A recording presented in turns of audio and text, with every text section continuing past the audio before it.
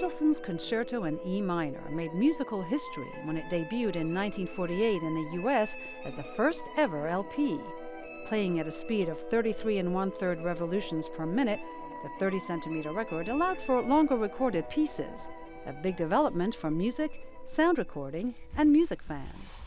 Previously, you could only get 3 minutes or so onto one side of a record, and now, because you had a narrower groove and a slower speed, you could get up to 20 minutes, which meant you could get a whole classical piece on one side of a record. And also it meant that you could get a whole package of songs together on one record. Now, 70 years later, British music retailer HMV, which stands for His Master's Voice, and Sony Classical have pressed 500 copies of the original concert to give away to fans. Here at the flagship HMV store on Oxford Street in central London, vinyl aficionados lined up for hours to be the first to get their hands on a copy. It certainly takes me back to my childhood of the 70s and a bit of the 80s. And I think the sound quality is so much more superior.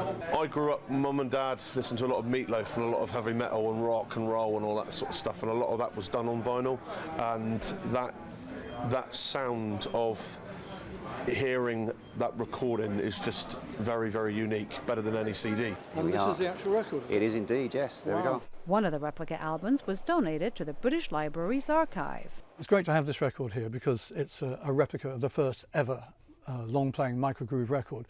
We have 250,000 or so of them, and to have the first one that was ever produced, or a replica thereof, obviously is a very lovely thing to have, and it sort of completes the journey of the LP.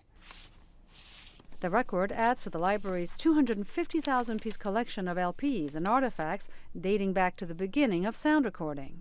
It includes wax cylinders patented by Thomas Edison in 1877, which was the first way fans could buy music to listen to at home. The anniversary comes at a time when vinyl has been enjoying a revival around the world, even though audio technology has come a long way since that first LP. Whereas people queried whether it would be around for much longer, it was just a passing fad. I think we've had 10 years of consecutive growth, and they actually realise that it's now part of our music ecosystem, and going forward, hopefully it will carry on growing. We're predicting at the BPI that we'll probably see more than 5 million sales this year. And that's music to the ears of a growing and appreciative population of music lovers who prefer to listen to their music the old-fashioned way, on vinyl. Julie Taboh, VOA News.